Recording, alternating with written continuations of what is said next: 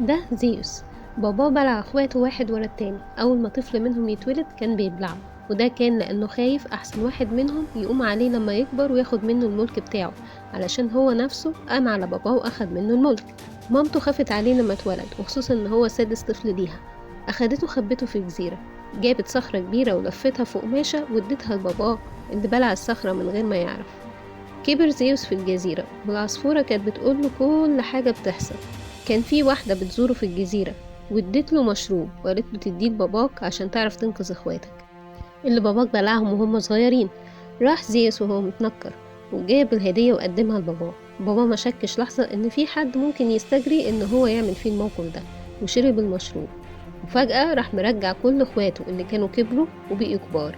قاموا هما كلهم الستة عليه وهزموه واخدوا منه كل الملك.